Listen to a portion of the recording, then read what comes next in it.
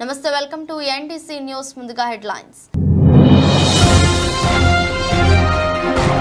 66,000 మంది భారతీయులకు అమెరికా పౌరసత్వం. నానాటికి పెరుగుతున్న ఆశావహుల సంఖ్య.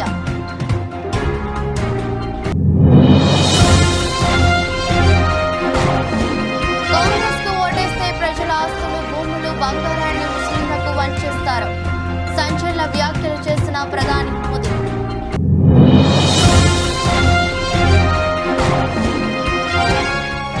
మరణం ఇలా కూడా ఉంటుందా? నెట్టింట వైరల్ అవుతున్న వీడియో.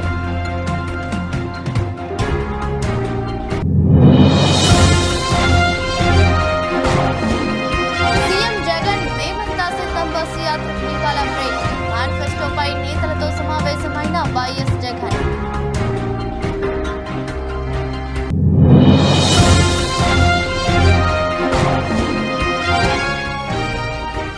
ఒంటిమిట్టలో ఇవాళ సీతారాముల కళ్యాణం. ప్రత్యేక ఏర్పాట్లు చేసిన టీటీడీ.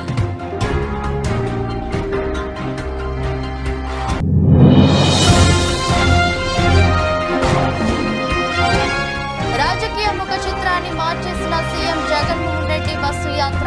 ప్రతిపక్షాలకు తెలియకుండా పెద్ద దెబ్బ కొట్టిన వైఎస్ జగన్.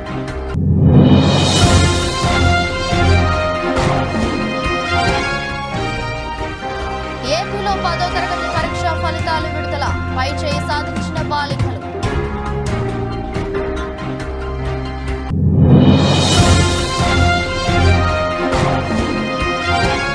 నువ్వు టచ్ చేయాల్సింది రైతులను, 6 గ్యారెంటీలు మమ్మల్ని కాదు.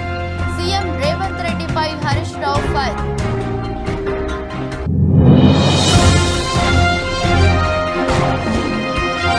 విరాట్ కోహ్లీ వివాదాస్పద అవుట్పై నవజోత్ సిద్ధు కీలక వ్యాఖ్యలు. Video viral.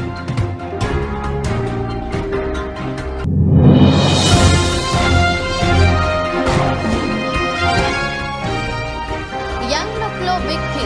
అదిరిపోయే సర్ప్రైజ్ ఇచ్చిన కల్కి టీం.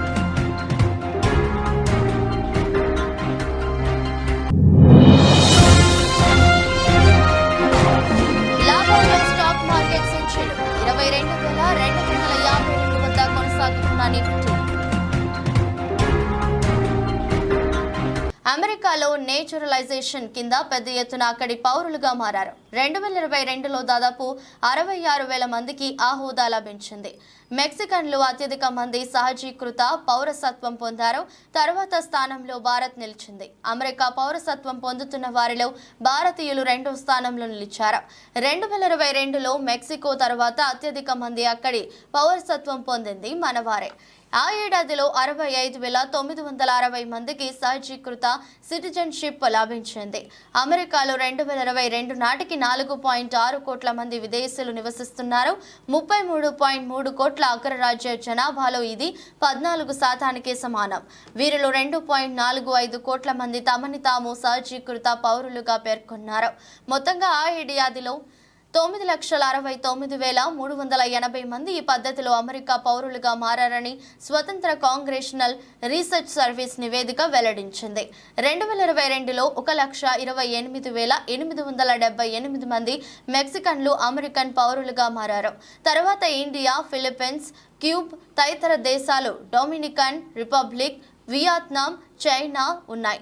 అయితే భారత్లో పుట్టి అమెరికాలో ఉంటున్న వారిలో దాదాపు 42% మందికి అక్కడి పౌరసత్వం పొందే అర్హత లేదని సిఆర్ఎస్ నివేదిక తెలిపింది. 2023 నాటికి గ్రీన్ కార్డు లేదా లీగల్ పర్మనెంట్ రెసిడెన్సీ ఉన్న 2,90,000 మంది భారతీయులు సహజీకృత పౌరసత్వం పొందే అవకాశం ఉందని పేర్కొంది. సహజీకృత పౌరసత్వం కోసం వచ్చే దరఖాస్తుల సంఖ్య 2023 ముగిసే నాటికి 4,08,000 ఉన్నట్లుగా సిఆర్ఎస్ నివేదిక తెలిపింది. 2023లో కొత్తగా 8,23,702 మంది ఎల్పిఆర్ ఉన్నవారు నేచురలైజేషన్ కింద పౌరసత్వం కోసం దరఖాస్తు చేసుకున్నారు. దాదాపు 90 లక్షల మందికి వరకు దానికి అర్హత ఉన్నప్పటికీ చాలా తక్కువ సంఖ్యలో అప్లికేషన్లను వచ్చాయని నివేదిక తెలిపింది. అమెరికా సహజీకృత పౌరసత్వం ఇచ్చేందుకు అనేక అంశాలను పరిగణలోకి తీసుకుంటారు. జన్మించిన దేశంతో పాటు కనీసం 5 ఏళ్ల పాటు ఎల్పిఆర్లు అయి ఉండాలి. Honduras, Guatemala, Venezuela, Mexico, El Salvador, Brazil వారికి తక్కువ ప్రాధాన్యం ఉంటుందని, Vietnam, Philippines, Russia, Jamaica, Pakistan వారికి అధిక ప్రాధాన్యం ఇస్తారు.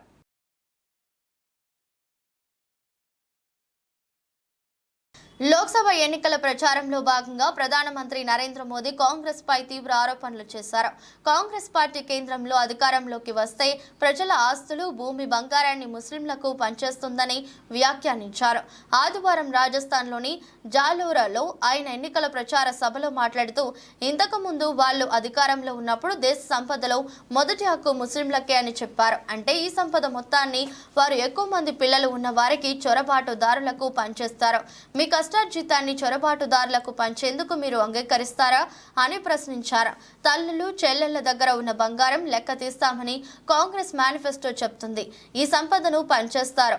సంపదపై ముస్లింలకే మొదటి హక్కు ఉంటుందని మన్మోహన్ సింగ్ ప్రభుత్వం చెప్పింది. ఈ అర్బన్ నక్సల్స్ ఆలోచన నా తల్లులు, చెల్లెళ్ల మంగళసూత్రాలను కూడా వదలదు అని మోదీ పేర్కొన్నారు.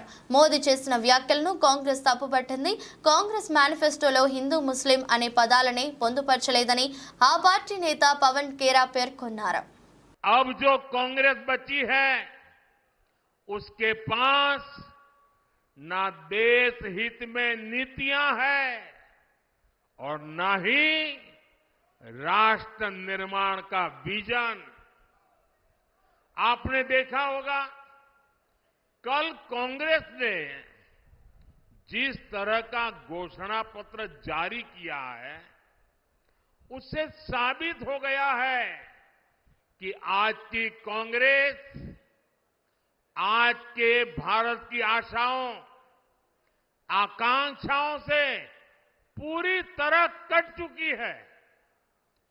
कांग्रेस के घोषणा पत्र में वही सोच झलकती है जो सोच आजादी के आंदोलन के समय मुस्लिम लीग में थी। कांग्रेस के घोषणा पत्र में पूरी तरह मुस्लिम लीग की छाप है और इस मुस्लिम लीग वाले घोषणा पत्र में जो कुछ हिस्सा बचा खुचा रह गया उसमें वामपंथी पूरी तरह हावी हो चुके हैं। कुल मिलाकर कांग्रेस इसमें दूर दूर तक नहीं दिखाई देती है। ऐसी कांग्रेस 21वीं सदी में भारत को आगे नहीं बढ़ा सकती। మృత్యువు ఏ రూపంలో కబలిస్తుందో ఎవరు ఊహించలేరు. ఆరోగ్యంగా ఉన్న వ్యక్తులు సైతం కూర్చొని విశ్రాంతి తీసుకుంటున్న సమయంలో కొందరు నిద్రలోనే మరికొందరు ఇలా అనేక మంది ఉన్నట్లుండి మృత్యువు బారిన పడిన ఘటనలు మనం విన్నాం. తాజాగా ఒక్కసారిగా గోడ కూలి నిమిషాల్లో 5 వ్యక్తులు ప్రాణాలు కోల్పోయారు. హర్యానాలోని గురుగ్రామ్లో ఈ విషాద ఘటన చోటు చేసుకుంది. శ్మశాన వాటిక గోడ ఒక్కసారిగా కూలి 5 మరణించారు. మృతుల్లో ఓ మైనర్ బాలిక కూడా ఉంది.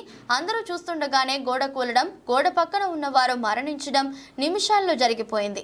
ఇందుకు సంబంధించిన వీడియో సోషల్ మీడియాలో వైరల్ కావడంతో వీడియో చూసిన నెటిజన్లు ఆశ్చర్యం వ్యక్తం చేస్తున్నారు.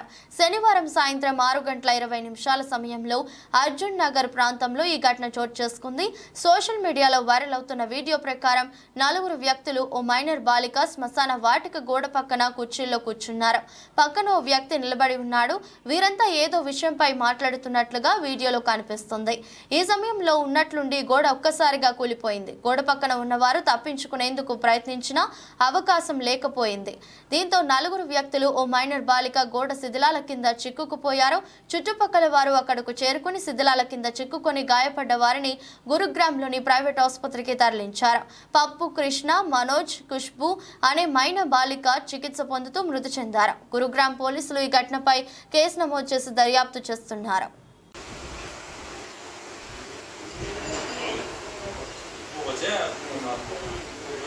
రెండోసారి అధికారమే లక్ష్యంగా ఏపీలో వైఎస్ జగన్మోహన్ రెడ్డి ప్రతిష్టాత్మకంగా చేపట్టిన బస్సు యాత్ర రాష్ట్ర రాజకీయ ముఖ చిత్రాన్ని మార్చేసింది. పరదాల వీరుడు అంటూ విపక్షాలు చేసిన విమర్శలకు బస్సు యాత్రతో సమాధానం చెప్పేశారు వైఎస్ జగన్. సార్వత్రిక ఎన్నికలతో పాటు అసెంబ్లీ ఎన్నికలు ఏకంగా జరుగుతున్నాయి. ఎన్నికలకు సరిగ్గా 2 నెలల ముందే బస్సు యాత్రతో రాష్ట్ర రాజకీయ రూపురేఖలే మార్చేసిన ఆ స్కెచ్ ఏంటి? తాజా రాజకీయ పరిస్థితులపై రాష్ట్ర రాజకీయాల్లో వచ్చిన మార్పు ఏంటి? రాష్ట్ర రాజకీయ వర్గాల్లో జగన్ బస్సు యాత్రపై చర్చ నడుస్తుంది. వైఎస్ జగన్మోహన్ రెడ్డి ప్రతిష్టాత్మకంగా చేపట్టిన మేమంతా సిద్ధం యాత్ర రాష్ట్ర రాజకీయ ముఖ చిత్రాన్ని మార్చివేస్తుంది. వైసీపీ అధ్యక్షుడి హోదాలో వైఎస్ జగన్ రాష్ట్ర వ్యాప్తంగా అన్ని జిల్లాల్లో నిర్వహిస్తున్న బస్సు యాత్ర ప్రతిపక్షాలకు కంటి మీద కొనుకు లేకుండా చేస్తుంది. ప్రతి జిల్లాల్లో, ప్రతి నియోజకవర్గంలో, ప్రతి పట్టణం, గ్రామం నుంచి ప్రతిపక్షాల నేతలు, కార్యకర్తలు వేలాదిగా తరలివచ్చి సీఎం జగన్ సమక్షంలో వైసీపీలో చేరుతున్నారు. సీఎం జగన్ ప్రతిష్టాత్మకంగా చేపట్టిన మేమంతా సిద్ధం బస్సు యాత్రలో మాజీ ఎమ్మెల్యేలు, మండల స్థాయి నాయకులు చేరికలు వెల్లువలా సాగుతున్నాయి. బస్సు యాత్ర చేపట్టిన నాటి నుంచి నేటి వరకు 221 మంది ప్రజాప్రతినిధులు చేరికతో వైసీపీ మరింత బలపడింది. గత 35 రోజుల్లో వైసీపీలోకి 1,05,000 మందికి పైగా పంచాయతీ, వార్డు స్థాయి నేతలు, కార్యకర్తలు చేరగా దేశ చరిత్రలోనే ఎన్నడూ లేని ఒక సరికొత్త రికార్డును వైసీపీ నెలకొల్పింది.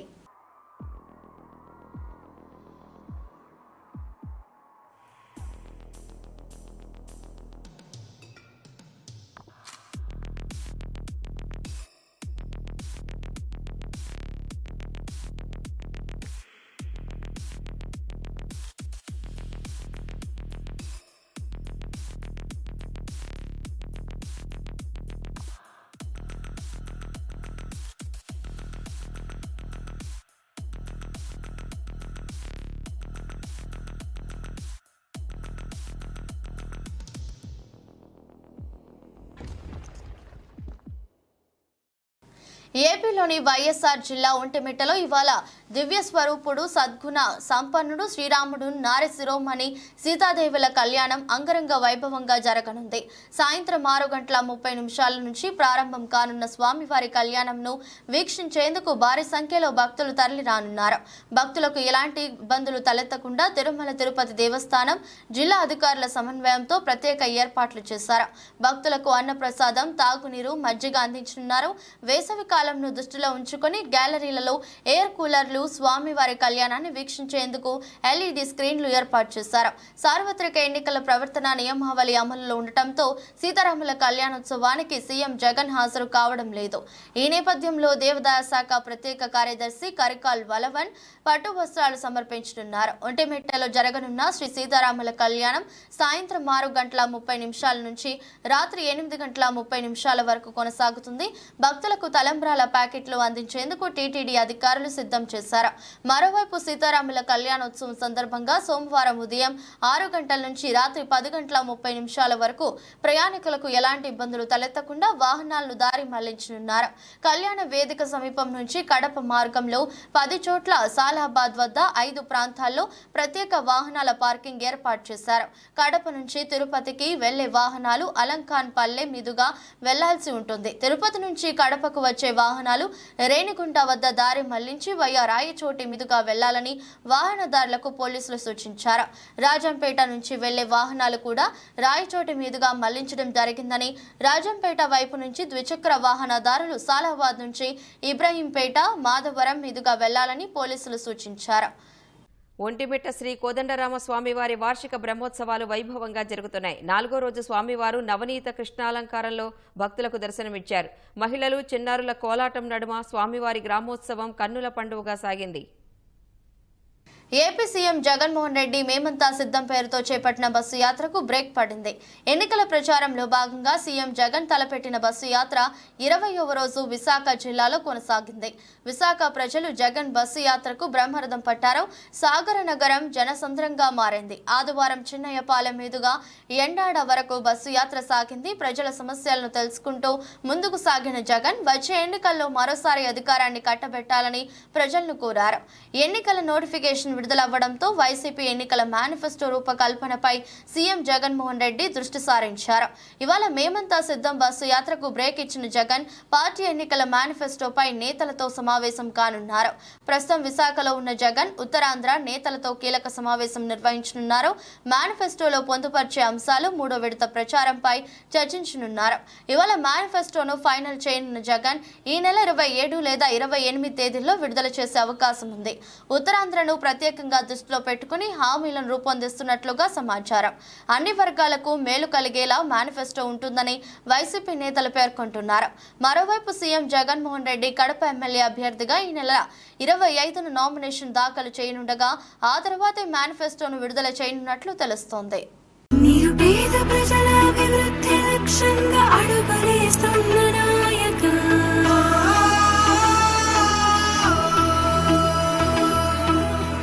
ఏపీలో 10వ తరగతి ఫలితాలు విడుదలయ్యాయి. విజయవాడలో పాఠశాల విద్యాశాఖ commissioner S Suresh Kumar 2023-24 10th ఫలితాలను విడుదల చేశారు. రాష్ట్ర వ్యాప్తంగా రెగ్యులర్ విద్యార్థులు 6,16,617 మందిలో 5,34,574 మంది ఉత్తీర్ణత సాధించారని సురేష్ కుమార్ తెలిపారు. రాష్ట్ర వ్యాప్తంగా బాలురు 84.32%, బాలికలు 89.17% ఉత్తీర్ణ సాధించారని, ఏ ఏడాది బాలికలే అధిక సంఖ్యలో ఉత్తీర్ణత సాధించారని అన్నారు. అదేవిధంగా 11,645 పాఠశాలల నుంచి పరీక్షలు రాశారు. 2,803 పాఠశాలల్లో 100% విద్యార్థులు ఉత్తీర్ణత సాధించారు. 17 పాఠశాలల్లో ఒక్క విద్యార్థి కూడా పాస్ కాలేదని సురేష్ కుమార్ తెలిపారు.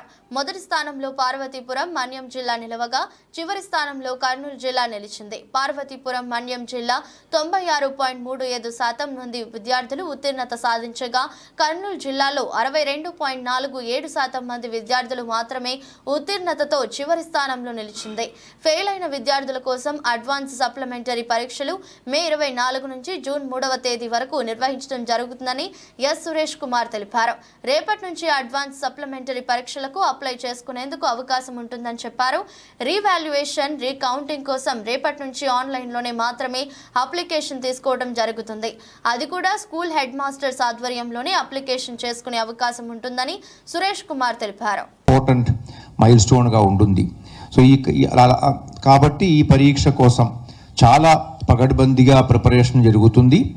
ఈ యొక్క పరీక్ష కోసం ప్రిపేర్ అయ్యే పిల్లలు, వాళ్ళ యొక్క తల్లిదండ్రులు, ఫ్యామిలీ మెంబర్స్, వాళ్ళకి చదువు చెప్పిన టీచర్స్, వీళ్ళందరూ కూడా చాలా అంటే మంచిగా జరగాలి, అందరూ మంచి మార్క్స్తో పాస్ అవ్వాలి అనే ఒక మా ఉద్దేశంతో ఇవన్నీ ప్రిపేర్ చేయాలి. అలాగే డిపార్ట్మెంట్ కూడా ఈ పరీక్ష పగడ్బందీగా జరగాలి, ఈ పరీక్షలో ఏ విధమైన అవకతవకలు జరగకూడదు, ఏ విధమైన మ్యాల్ ప్రాక్టీసెస్ జరగకూడదు, ఎక్కడ పేపర్ లీకేజెస్ కానీ లేకపోతే మ్యాల్ ప్రాక్టీసెస్ కానీ కాపీయింగ్ కానీ అలాంటి ఏమీ జరగకుండా పగడ్బందీగా పక్కాగా ఇది జరగాలని డిపార్ట్మెంట్ కూడా చాలా మోర్ దాన్ 6 months ఎఫర్ట్ దీని వెనకాల ఉంటుంది. క్వశ్చన్ పేపర్ ప్రిపేర్ చేయడము, ఈ కాన్ఫిడెన్షియల్ మెటీరియల్ అన్నీ కూడా సకాలంలో అన్ని సెంటర్లకు పంపడం, ఇవన్నీ చేస్తుంది. స్కూల్ ఎడ్యుకేషన్ డిపార్ట్మెంట్తో పాటు ఇతర డిపార్ట్మెంట్ ఎంటైర్ జిల్లా యంత్రాంగం, ఇక్కడ జిల్లాలో ఉన్న జిల్లా కలెక్టర్ ఒక ఆధ్వర్యంలో ఎంటైర్ డిస్ట్రిక్ట్ అడ్మినిస్ట్రేషన్, అలాగే police department, transport department, electricity department. భద్రాచలంలోని శ్రీ సీతారామచంద్ర స్వామివారి ఆలయంలో వసంతపక్ష ప్రభుత్వ శ్రీరామనవమి కళ్యాణ బ్రహ్మోత్సవాలు ఘనంగా జరుగుతున్నాయి. బ్రహ్మోత్సవాల్లో భాగంగా ఈరోజు స్వామివారికి ఊంజల్ సేవ ఘనంగా జరిగింది. ప్రధాన ఆలయంలోని లక్ష్మణ సమేత సీతారాములకు ఉదయం విశేష అభిషేకం నిర్వహించిన అర్చకులు అనంతరం బంగారు పుష్పాలతో అర్చన చేశారు. సాయంత్రం స్వామివారిని బీడా మండపం వద్దకు తీసుకువెళ్లి ఉయ్యాలలో కూర్చుండబెట్టి ప్రత్యేక పూజలు నిర్వహించారు. స్వామివారిని ఉయ్యాలలో ఊపుతూ హరిదాసులు, రామదాసు రచించిన కీర్తనలను ఆలపించారు. ఊయలలో ఊగుతున్న స్వామివారికి ఆలయ అర్చకులు ధూపదీప నైవేద్యాలు సమర్పించారు. అనంతరం అర్చకులు, ఆలయ అధికారులు స్వామివారికి స్వర్ణ సింహ వాహనంపై తిరువీధి సేవ నిర్వహించారు.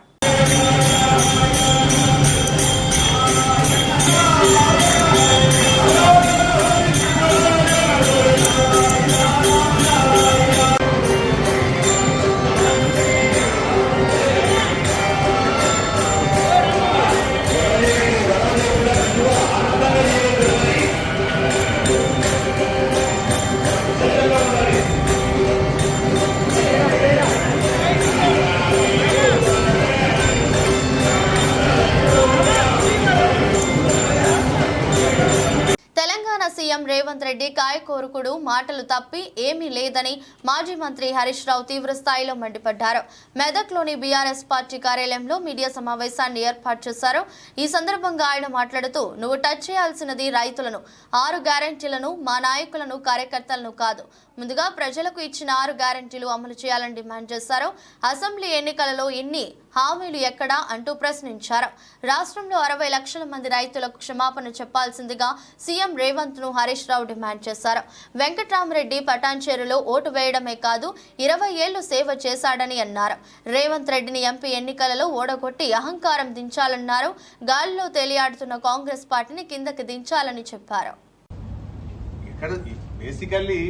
ఇంకా అప్పుడప్పుడు ఏమంటాడు, నేను అందరినీ తొక్కుకుంటా ఈ దాకా వచ్చిన తొక్కిన, నేను అందరిని తొక్కుకుంటా నేను ఈ స్థాయికి వచ్చినా అని మాట్లాడుతుంటాడు రేవంత్ రెడ్డి గారు. తొక్కినావు, ఎవరు తొక్కినావు?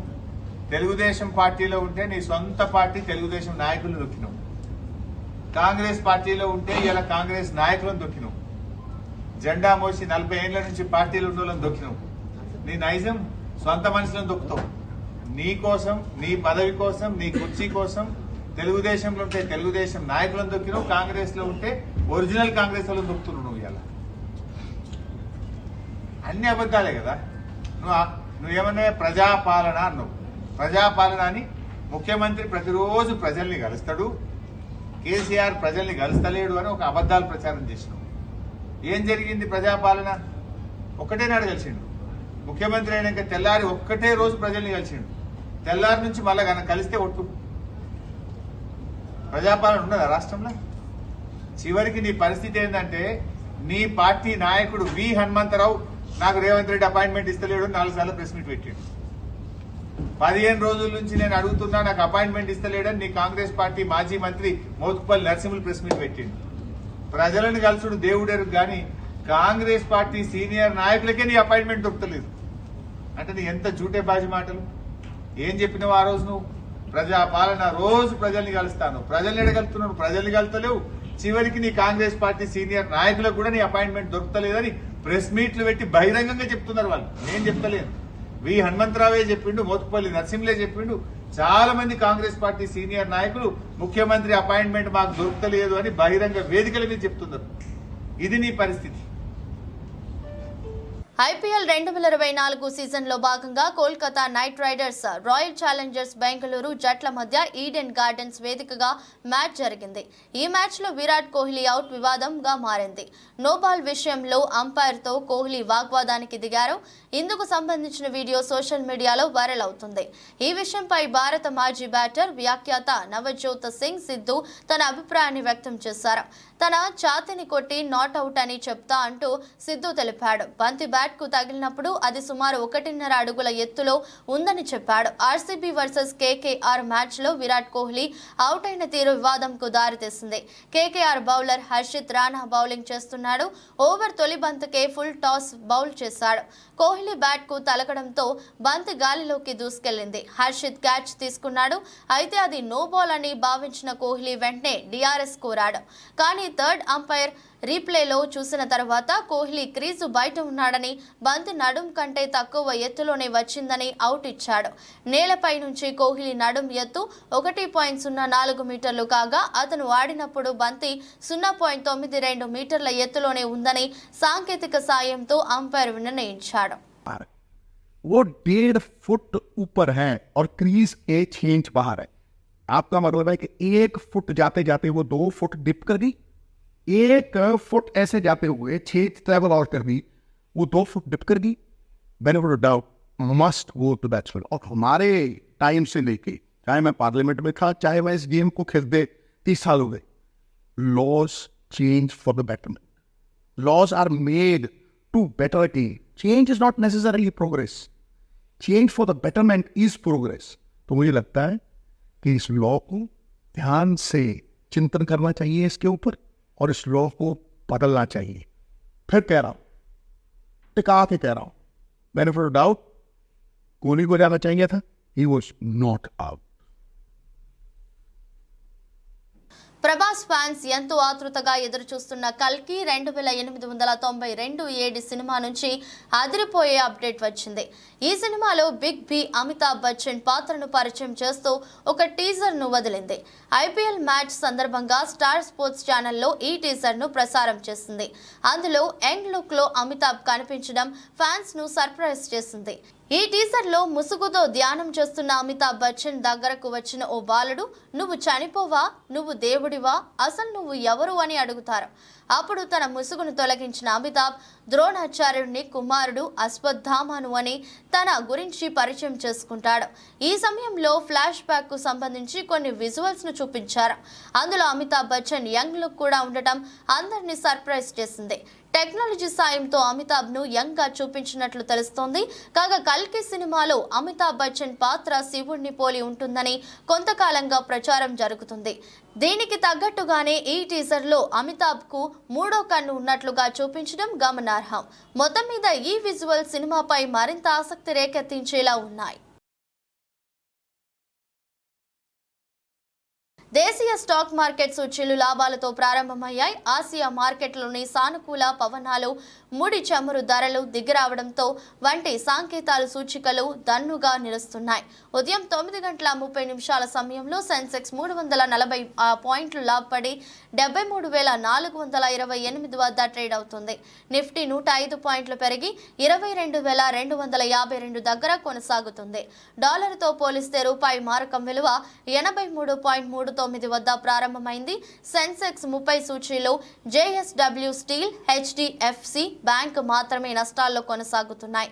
L&T, UltraTech cement, Kotak Mahindra bank, Bajaj finance, Axis bank, Wipro, Tata steel, IndusInd bank, Tata motors, tech Mahindra, ICICI bank షేర్లు అత్యధికంగా లాభపడుతున్న షేర్ల జాబితాలో ఉన్నాయి. అమెరికా మార్కెట్లు గత వారాన్ని నష్టాలతో ముగించాయి. నేడు ఆసియా ప్రధాన సూచీలు లాభాల్లో కొనసాగుతున్నాయి. అంతర్జాతీయ మార్కెట్లో బ్యారెల్ బ్రెంట్ చమురు ధర $86.64 వద్ద ట్రేడ్ అవుతుంది. విదేశీ సంస్థాగత మదుపర్లు శుక్రవారం నికరంగా 129.39 కోట్ల విలువ చేసే షేర్లను కొనుగోలు చేశారు. దేశీయ సంస్థాగత మదుపర్లు 52.50 కోట్ల స్టాక్స్ ను విక్రయించారు.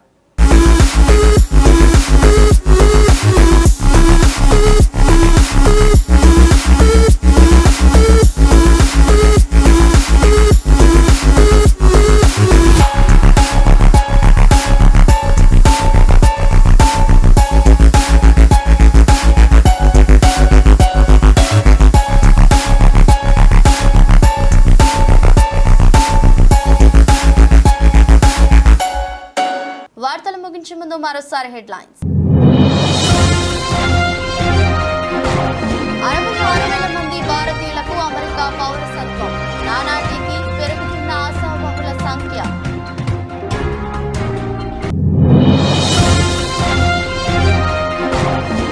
కాంగ్రెస్ కు ఓటేస్తే ప్రజల ఆస్తులు, భూములు, బంగారాన్ని ముస్లింలకు వంచేస్తారు. సంచలన వ్యాఖ్యలు చేసిన ప్రధాని మోదీ.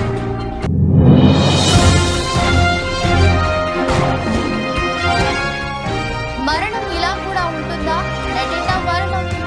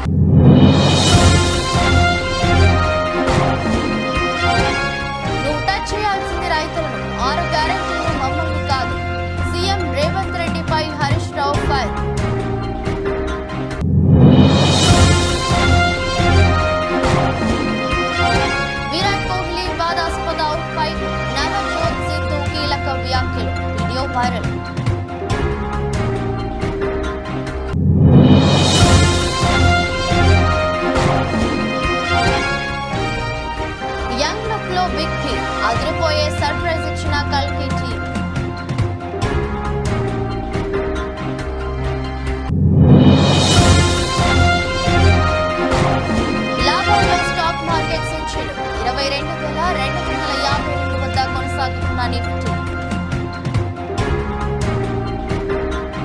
ఇది రోజు బులెటిన్. మరో బులెటిన్లో మళ్ళీ కలుద్దాం. అంతవరకు సెలవు. నమస్కారం.